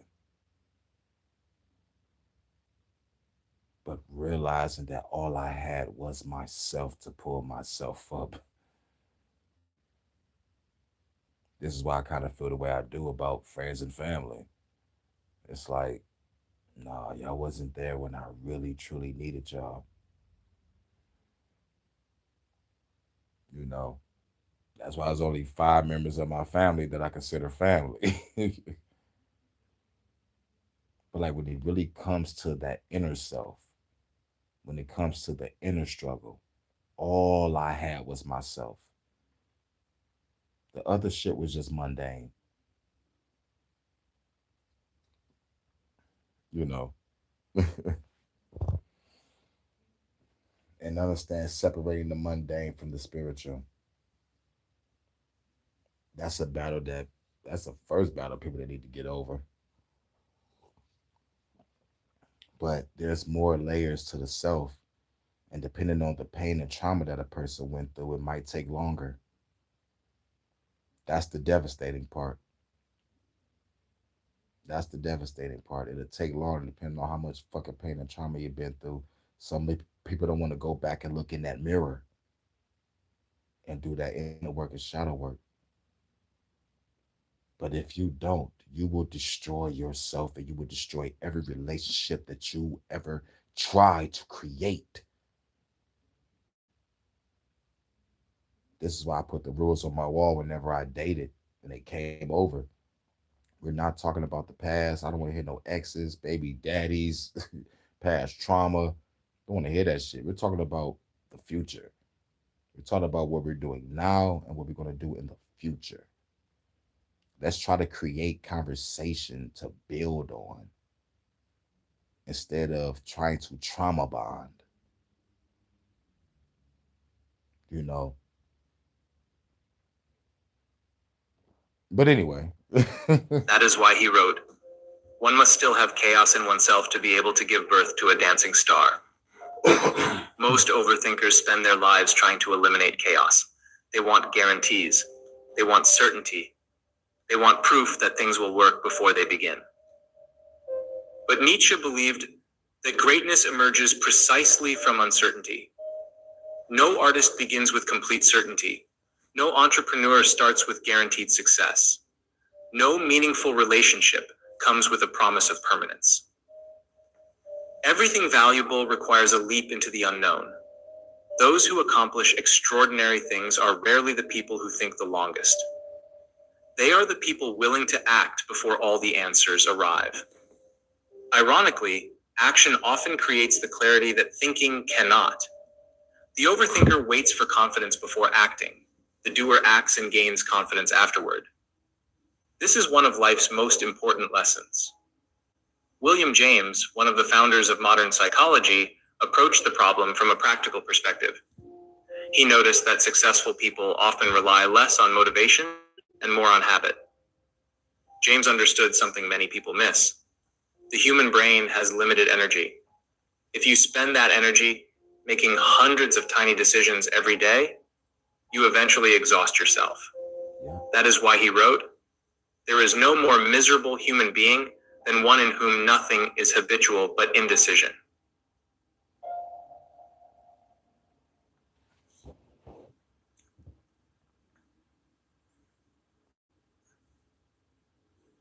Whenever I'm alone, I always wonder that the universe is real or not. What if everything just exists in my head? Every concept of science, philosophy, reality. If not explain the question in the correct manner. That the entire universe and everything in it only exists in my head. There is no objective way to prove anything actually exists in reality.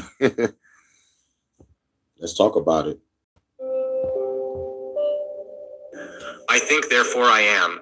Oh, yeah. That's right. There is a thought Descartes. so strange and so impossible to fully escape that almost everyone encounters it at least once in life. And this is my favorite. I was so glad to encounter this. And when I found out the meaning of my purpose is in my name itself. My name is Jesse Arturo Washington. If I'm ever in a movie, they'll be like Jesse Hurricane Washington, Denzel Washington, Isaiah Washington, in a new action-packed thriller with three brothers in a race against time. Cheesy ass movie, but action-packed like a motherfucker. The Washingtons. That's just so horrible. But Denzel playing in it though. So y'all going to see it. But anyway, my name means gift. I'm the gift to this world, whether y'all like me or not. I'm the gift to the universe, whether y'all like me or not. And at the end of the day, I'm going to tell y'all to look in the mirror, do that inner work and shadow work. My daughter is a gift.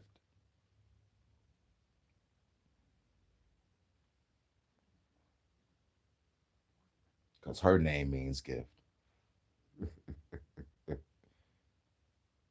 And it's crazy. In a good way. If y'all up on Naruto, I'm the Fire Lord Ozai. My daughter is Azula.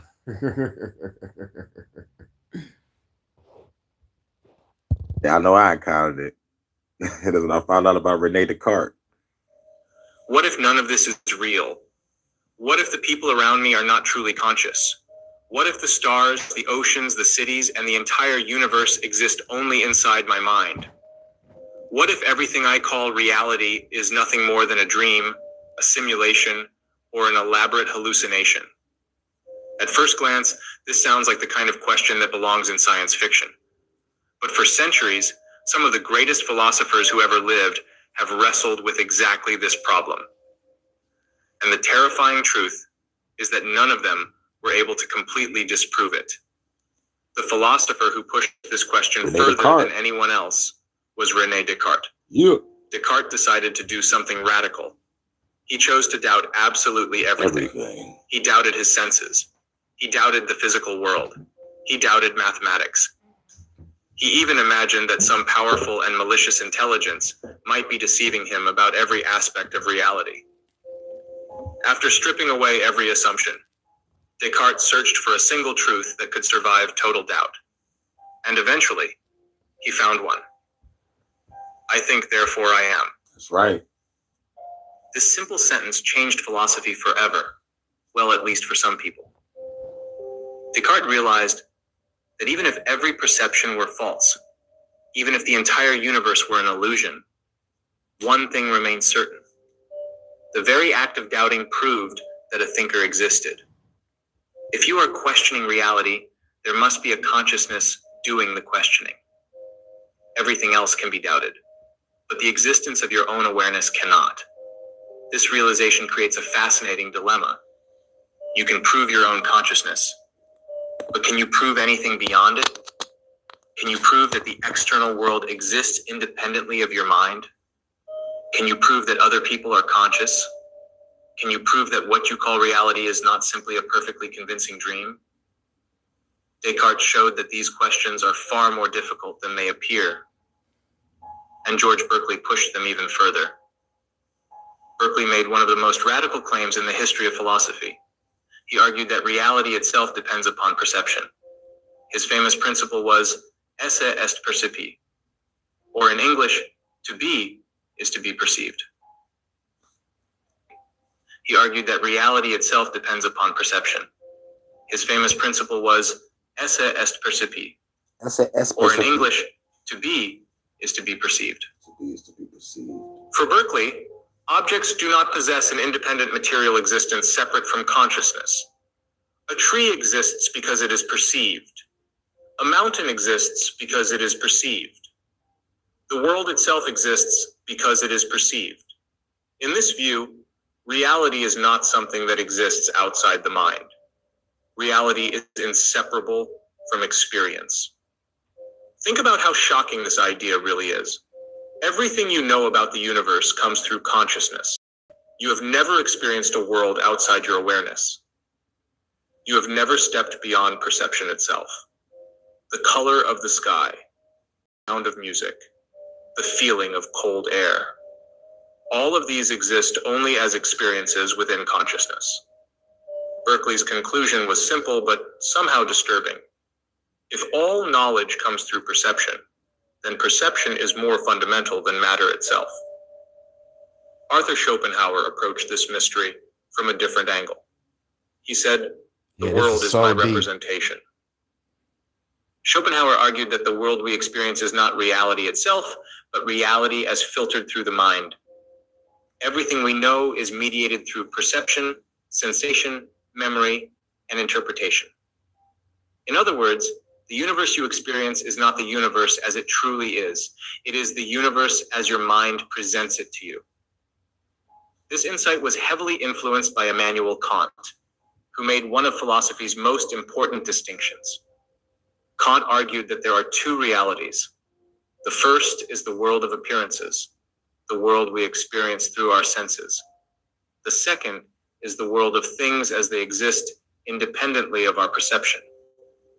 Kant called this hidden reality the noumenal world. And according to him, we can never directly access it. We can only know appearances.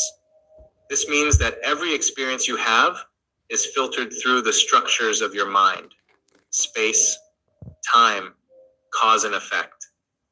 These do not necessarily describe reality as it exists in itself. They may simply be the lenses through which the human mind organizes experience. The implication is astonishing. The reality you experience may be only a tiny fragment of what actually exists, or it may be radically different from reality itself. And yet you have no way of stepping outside your consciousness to compare the two.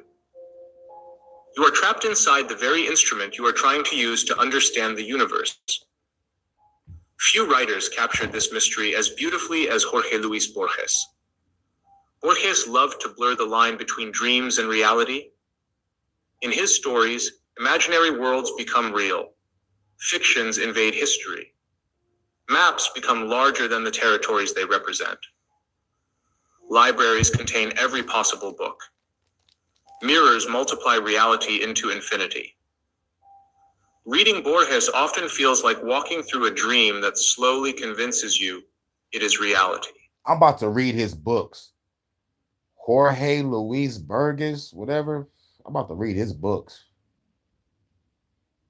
If you can motherfucking compel me to, oh my fucking God. I love books. Now I'm thinking about the Twilight Zone. That nigga lost his glasses. That's not fair. That's not fair. It was time now. He was the last man on earth. He didn't give a fuck about everybody being dead. He was like, at least I have my books. Glasses broke. It was a wrap. And perhaps that was his point. How can we be completely certain that reality is not itself a story we have mistaken for something more? Every piece of evidence we use to prove reality comes through consciousness. Every experiment, every observation, every argument, everything ultimately returns to the mind.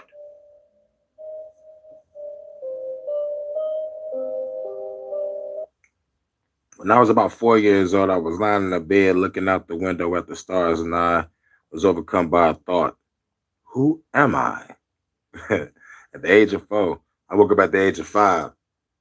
But those questions came later on in life. Who am I, what I'm doing here, and where I go when I leave this bitch?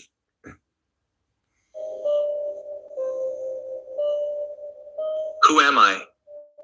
Not what is my name, not who are my parents, not where do I live, but something much deeper. Who is this person looking through these eyes?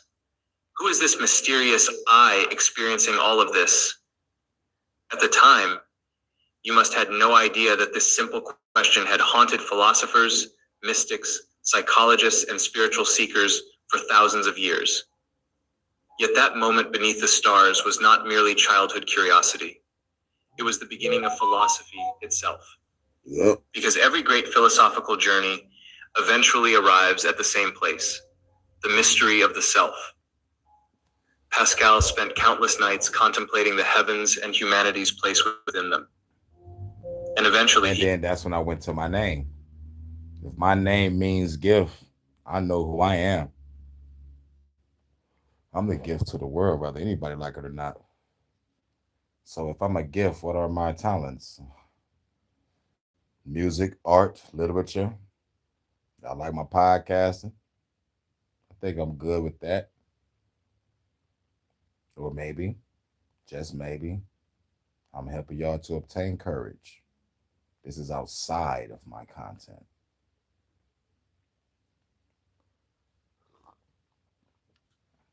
Maybe I'm giving you the bullocks to stand up against your boss, or the bullocks to stand up against tyranny, or the bullocks to stand up against your own ego.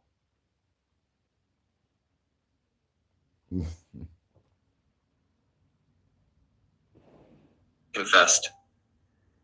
The eternal silence of these infinite spaces terrifies me. There is something haunting about that sentence. Anyone who has stared into a star-filled sky long enough understands exactly what he meant. The universe suddenly feels immense, almost incomprehensibly immense. And against that backdrop, our own existence seems tiny, fragile, temporary. A child looking at the stars experiences this wonder naturally. For a brief moment, the mind realizes something extraordinary. The universe is unimaginably large, and yet somehow, here I am, a conscious being aware of it. That realization can produce both awe and fear. It can make us feel insignificant, but it can also make us realize how extraordinary consciousness truly is. The great novelist Leo Tolstoy experienced a similar crisis later in life. Despite achieving fame, wealth, and success, Tolstoy became haunted by a question that resembled the one he might have asked as a child. Who am I, and why am I here? There we go. He looked at the vastness of existence and began to wonder whether anything truly mattered. His search for answers eventually transformed his entire life.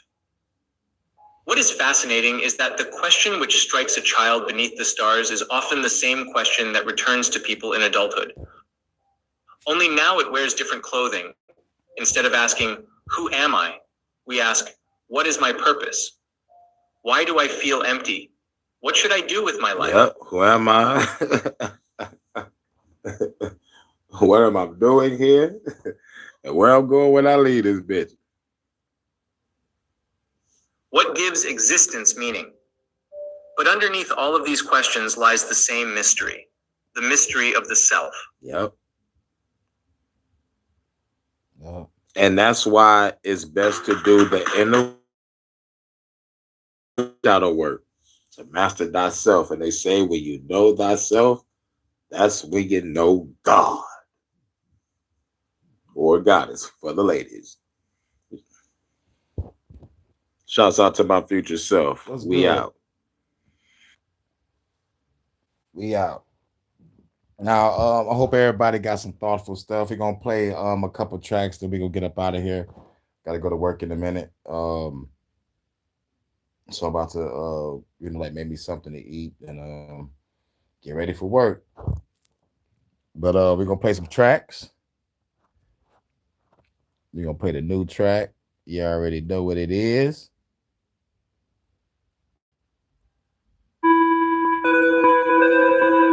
Then we're gonna play Baby Get Low. Then we're gonna play Phenom Rogue One Yeah, we'll Production. play three tracks. This is almost like 2 hours. Enough is enough.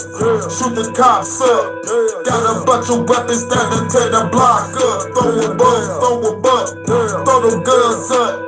Tell the damn cops we gon' light they ass up. Enough is enough. Shoot the cops up. Got a bunch of weapons that'll tear the block up. Throw a bus, throw a butt, throw them guns up. Tell the damn cops we gon' light they ass up. You can die, motherfucker, die. Shoot between your eyes, call your body parts up. Make your ass in the pot with the police. Nigga, I ain't scared of the law. There's a bunch of C4 on they motherfucking cars. Don't everything up. We don't give a fuck. If you a scared pussy nigga, get up off the truck. Time to ride out. Hear the rebel shout. Tell the billionaires we coming to their house. Smoking on the ounce. Blasting at the fed. Bodies everywhere. Leave the motherfuckers dead. Gotta be strategic. Rip you into pieces. Send your fucking soul to wherever you believe in. Time to learn your lesson. Class is a session. Fuck the police. Hit the with some cosmic weapons. Straight to hell of heaven. Yeah, you wanna look. God know this verse tore your head up, motherfucker. Enough is enough. Shoot the cops up. Got a bunch of weapons that to tear the block up. Throw a bump, throw a bump. Throw them guns up. Tell the damn cops we gon' light they ass up. Enough is enough. Shoot the cops up. Got a bunch of weapons that to tear the block up. Throw a bump, throw a bump. Throw them guns up. Tell the damn cops we gon' light they ass up. You can try, but you won't survive. Cause you wanna die. And the cops is the enemy. This is not a lie. On the rise, people not comply. Can't you see the signs? Got a whole bunch of rebels standing on the front line. All the time they be killing us, so we gotta kill them back. This retaliation been a long time coming, Jack. On the attack, knock your brains out your fucking hat. Got a cloak drone that will blow you up the fucking head. Enough is enough. Shoot the cops up. Got a bunch of weapons that to tear the block up. Throw a bump, throw a bump. Throw the guns up. Tell the damn cops we gon' light they ass up. 200 brave men and women in the police department, and the other 800,000 police officers that are working these streets every single day, putting their lives on the line.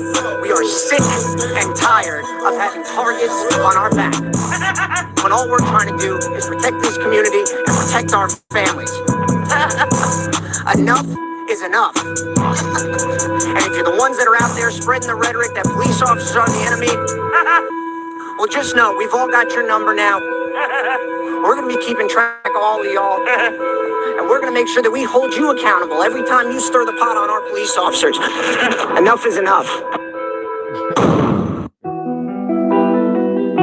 gonna play this, maybe get low, lofty hip hop, and we're gonna end it with Naughty.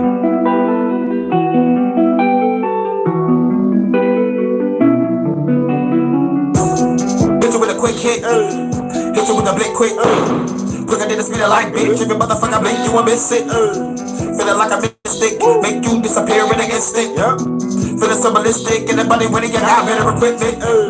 Make your body flip quick, used to a little dipshit. Take a hand off with the sword off, all I can do is spin a wheel kick. I was born in the darkness, feeling heartless, but I take your money carcass. Put your ass in the ocean, now you got a motherfucker jail with the dolphins. I'm a killer that put a trigger real quick, I had to kill him. I destroy you, hit it, that when I talk about the rhythm. I'm a hitter with feeling, I'm a killer, my nigga, you ain't fucking ready for war. I'm a killer that put a trigger real quick, I had to kill him. I destroy you, hit it, that when I talk about the rhythm. I'm a hitter with feeling, I'm a killer, my nigga, you ain't fucking ready for war. I'm a killer that put a trigger real quick, I had to kill him. I destroy you, hit it, that when I talk about the rhythm. I'm a hitter with feeling, I'm a killer, my nigga, you ain't fucking ready for war. I'm a killer that pull the trigger, but quick, how to kill him. I just getting hated that when I talk about the rhythm. I'm a killer with villain, killer, my nigga, you ain't fucking ready for more. Destroy anybody on this rap shit. Destroy anybody on the street shit. Put your body with the shotty in it, let me take your motherfucking body to a motherfucking deep pit. Show you a deep trick. Put a gun out the hat till I sleep, bitch. Fuck talking that weak shit. You and your crew gonna be dead in the instant.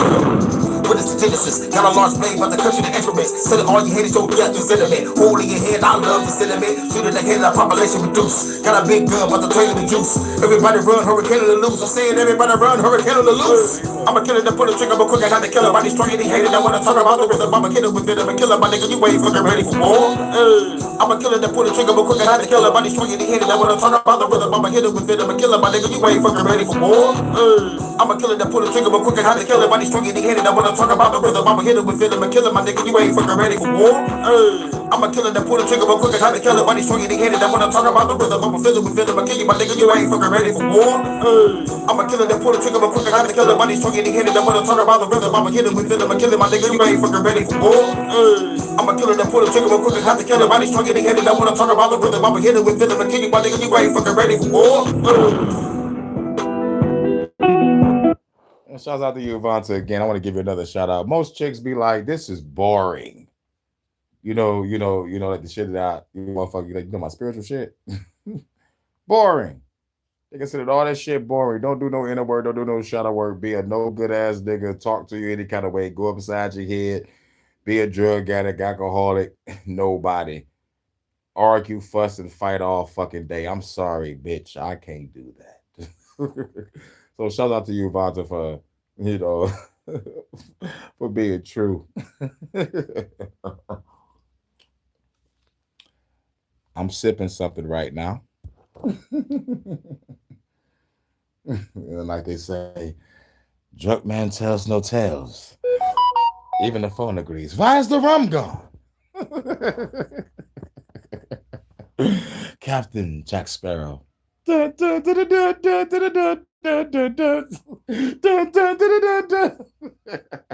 Captain Jack Sparrow.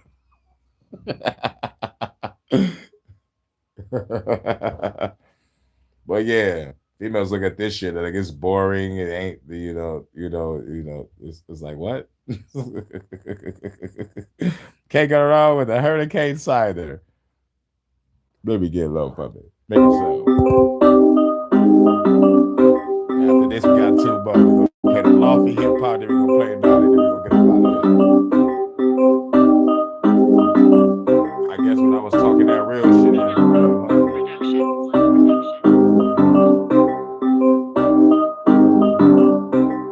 let's go!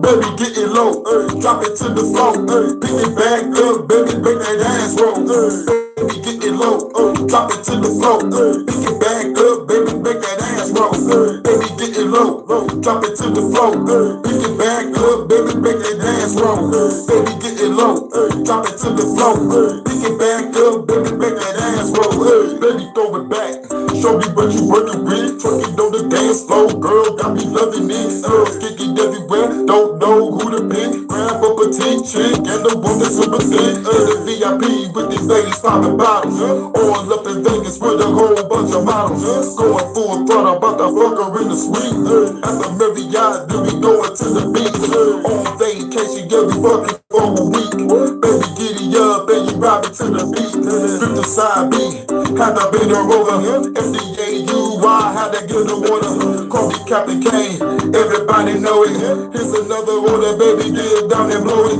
baby, you the shit, God be exploding, girl, I love this, gotta cherish every moment, baby, get it low, drop it to the floor, pick it back up, baby, make that ass roll, baby, get it low, drop it to the floor, pick it back up, baby, make that ass roll, baby, get it low, drop it to the floor, pick it back up, baby, make that ass roll, baby, get it low, drop it to the floor, pick it back up, baby, make that ass roll, back up in the club, gotta do a show, watching all these ladies twerking all on the floor, all these fine women that they putting on the show, looking my way, y'all see them coming close, clothes looking tight, know they from the start, turn off the lights, now they glowing in the dark, time to have a party, baby getting naughty, off the Grey Goose, drinking on Bacardi, 1738, yeah, that Remy Martin, take it to the room, get another party started, lace up on my neck, pound it to the bed shake, going full doses to this motherfucking bed ring, baby, you the shit, I would never call you dead weight, talking for me, baby girl, while this fucking song plays, baby, you the shit, I would never get a headache, now I'm twerking for me, baby girl, while the song plays, baby, get it low, drop it to the floor, pick it back up, baby, make that ass roll, baby, get it low, drop it to the floor, pick it back up, baby, make that ass roll, baby, get it low, drop it to the floor, pick it back up, baby, make that ass roll, baby, get it low, drop it to the floor, pick it back up, baby, make that ass roll,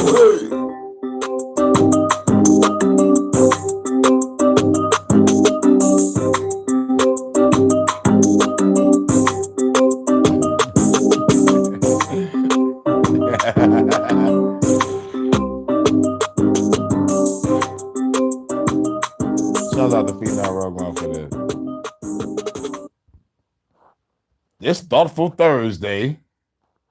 This thinking shit. What is it? Was it what? I'm gone. What is it? Thinking Thursday? Was it thoughtful? I know I put 3 words there. But anyway, this I think therefore I am Thursday is brought to you in part by My day until I've had a Dickens cider. There's nothing better than waking up to a good old Dickens cider. My girlfriend loves Dickens cider. My sister came to stay with us for a month, and my husband couldn't go a day without the Dickens cider. My girlfriend loves a Dickens cider. My mom loves the Dickens cider. My sister loves to wake up in the morning with a Dickens cider. I'm a bit young, but I would love to try a Dickens cider. So there you have it. For over 150 years, Frederick Von Dickens has developed a beverage that literally brings women to their knees. So fellas, for the sake of the economy, get a Dickens cider. Let's get lofty, Fonzo. You gotta do a bit of this, man. You gotta do a bit of this. There you go. That lofty hip hop.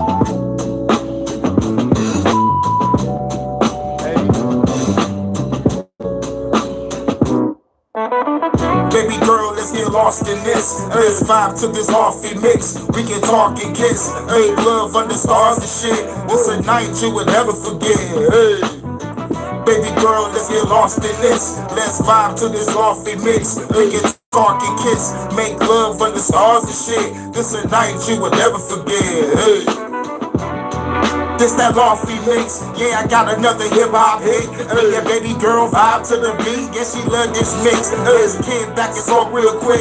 Yeah, go to the bedroom, baby, making love all night. Get it up, she gon' rock me tonight. Put the key in your ignition, start the engine, yeah, I'm zooming tonight. Slow it down for the cruise, you like, hey, woo.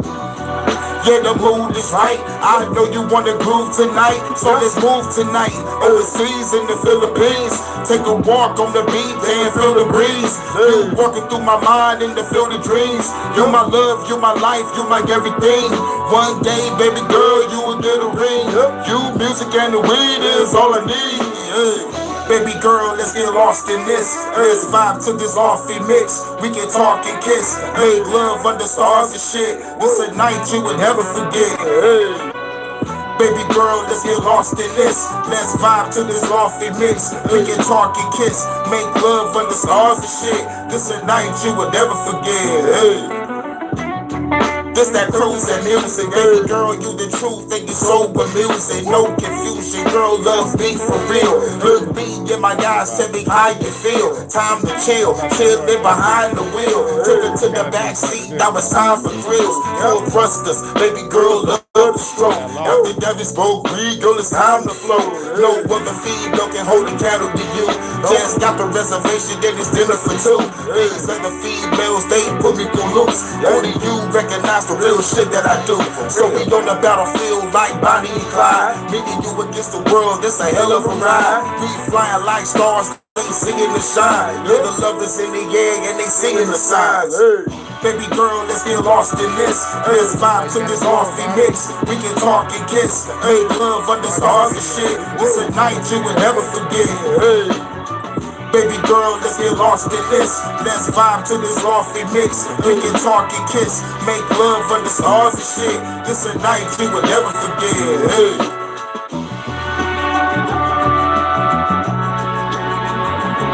ASMR coming. Just fade on out. Yep. Shout out to you, Vonta. But yeah, this would be a good video. Rather you put it on your channel or the second channel. It's all up to you, baby. Just follow your heart. Me personally, hate this fucking YouTube. You know the reason why I'm here.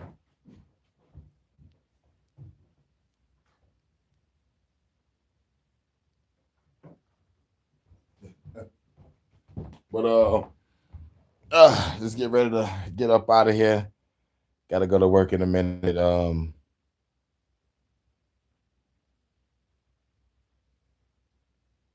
There's something else that I want to say, but it slipped my mind. It slipped my fucking mind. I hate that shit. But anyway, about to get to the last track. Damn, why did it slip my mind? But anyway, yeah, we're on the last track. Yeah, I already know. Hope you're having a good day, good afternoon, good evening, and good night. Let's get naughty, baby.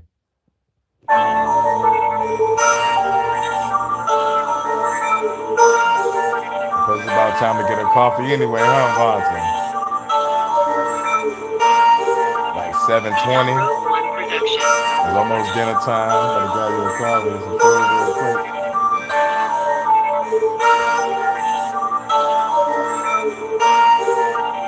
Time to have a party, time to have a party.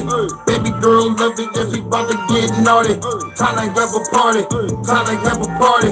Baby girl love it, and she about to get naughty, get naughty. Get naughty, naughty.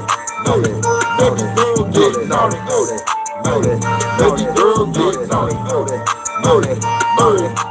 Walking in the club, ladies show me love. See me on stage, tell that motherfucking love, baby girl getting low. Drop it to the floor, pick it back up, baby, make that ass roll. Out of control, got me saying roll. Baby twerking on me, girl, you know how it go. When the drop singing low, take it to the mo. Baby hop on it soon as the door close. I'm the one that she chose. Take off my clothes, pull out the camera phone. Wanna see you do a pose, put your tune video. Time to make a flick, going full thrusters when I'm giving her the dick. Baby girl, you the shit. Girl like a party bitch, love a bad chick, say fire like an arsonist. Baby, this a hit. Got another party mix. Call me Santa Claus, had to put you on the naughty list. Time to have a party, time to have a party. Baby girl love it, and she about to get naughty. Time to have a party, time to have a party. Baby girl love it, and she about to get naughty, get naughty, naughty, naughty, naughty, get naughty, naughty, naughty, naughty, get naughty, naughty, naughty, naughty, get naughty, naughty, naughty, naughty. Giving her the business, love it when I'm in it. Bend her ass over, that's her favorite position. Give it to her raw, going in the deep. Fucking all night, we ain't about to go to sleep. Vibing to the beat, while I clap her cheeks. Baby girl screaming and she fucking up the sheets. She the beauty, I'm the beast. Eat her like a feast. Sweet cherry pie, baby, let me get a piece. Detroit after dark, did it in the park. Under the stars on the hood of a car. She adventurous, we up in the parking lot. Put up to the job, we was fucking on the clock. Day and after work, we went to the drive-in. Treated like a swimming pool, I'm about to dive in. This a party over here, got you fucking vibing. Grab a naughty girl, yeah, I'm about to slide in. Time to have a party, time to have a party. Baby girl love it, and she about to get naughty. Time to have a party, time to have a party. Baby girl love it, and she about to get naughty, get naughty, naughty, naughty, naughty, get naughty, naughty, naughty, naughty, get naughty, naughty. Naughty, naughty, get naughty, naughty, naughty, time to have a party, time to have a party. Baby girl love it, and she about to get naughty. Time to have a party, time to have a party. Baby girl love it, and she about to get naughty, get naughty, naughty, naughty, naughty, get naughty, naughty, naughty, naughty, get naughty, naughty, naughty, naughty, get naughty, naughty, naughty, naughty.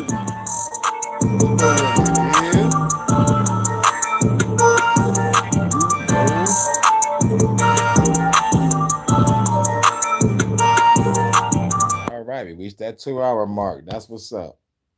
Much love to the goddess Vanta. Shouts out to you.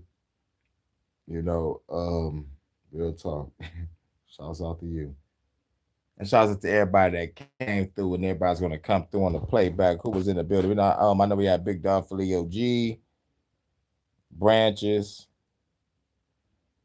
and a lot of Phil Dolio. Oh yeah, Big Dog Filio G and Branches. And I guess there was other people watching in the bushes.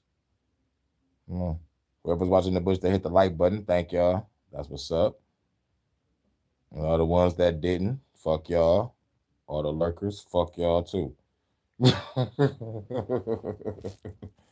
For those that think they're trying to gather information to fucking give to someone, fuck you too. YouTube, fuck y'all and y'all bots too. like real shit. One down, 2 to go. Who else talking about me behind my fucking back? Offline. Don't worry, because it's coming out the sky. Eventually, I'll find out. and I don't even gotta pursue it. That's the cool thing about it. Because I'm so focused on revolution and focused on trying to better myself, I'm not thinking about who's talking about me. But eventually it'll come out in the light, and that's the cool thing about it. And the only reason why, because I was true and honest, and I'm being myself. It feels good to be me. But most importantly, my oracle was right. And one thing about the oracle, when I do get my general readings, the shit be right 95 to 97% of the fucking time. You know, so I'm rolling with that. Like, you know, like if the shit was in the 60s or 70s, I wouldn't even be thinking about it. But 90 to 97%, oh yeah. We got to pay attention to our oracles that's on this land roaming, you know. But still, I treat it the same way. Grab my truth, and then I keep it rolling, not putting myself in a box. But at the same time, you know, kings, warriors, intellectuals, philosophers, everybody went to an oracle or a tarot reader in their time, you know. But or a person that could just feel the vibe and feel the energy, or a person that's connected with the ancestors. And so far, she has been on point since Shit has been on point. Shit has been on point. But the great thing about it is I'm always getting that happy ending. Cheers, Vanta, to us and our future endeavors. Real talk. We are solidified in the fabric of space and time. Bars. Well, we about to get up out of here. Hope everybody have a cool day, cool afternoon, cool evening, cool night. Saw that everybody coming through and everybody's going to watch on the playback. I know motherfuckers probably hate my content, but like it is what it is. Ain't nobody feeling the revolution. Ain't nobody feeling truth. Ain't nobody feeling me and Vanta's vibe. So fuck y'all, bitches. Drug addict hoes. And fuck YouTube and fuck those bots and fuck motherfuckers that's talking about me behind my back, behind the scenes, thinking the motherfucker don't know what's going on. Eventually it's gonna come to the light. Simple. And at the end of the day, the revolution will begin. And y'all motherfuckers gonna be like, damn, I thought Hurricane was playing. Nope, I wasn't. I said I'm gonna leave this bitch after I drop my 7 albums, get me some motherfucking rest, and come back and knock some fucking heads off their fucking shoulders. Allegedly. So, but the content that you're hearing now is me maintaining balance. You know, whether anybody know it or not, this is therapeutic. This is a therapy session for myself to remind myself where I'm at in consciousness, where I'm at in life, where my place at in reality, to avoid going crazy and ballistic, you know, but at the same time, I'm strategic. And I use my brain. And if you don't have your mind, someone else does. You know, so shouts out to everybody coming through, and much love to my goddess Vanta. We'll catch everybody in a minute, about to get it ready for work. Peace. Grab you a coffee. First we get naughty, then we get a coffee. 7:29 in the UK. 8:29 in the Netherlands. 1:29 in Chicago, 2:29 in Jersey, 2:29 in Chicago, 11:29 in Cali, and shout out to everybody y'all respective time zones. Thank y'all for coming through. Hope y'all grab some truth and apply it to your life. You know, because I know like most of the shit is boring to others. Everybody want drama and shit. I'm sorry, ain't no drama over here. Sorry, ain't no debate over here, because you either with the government or you with the revolution. Simple as that. The only solution is revolution. Destroy your government now. Take back your mind, body, and spirit, and do the inner work and shadow work. Protect your energy, protect your peace. I'm out. Peace.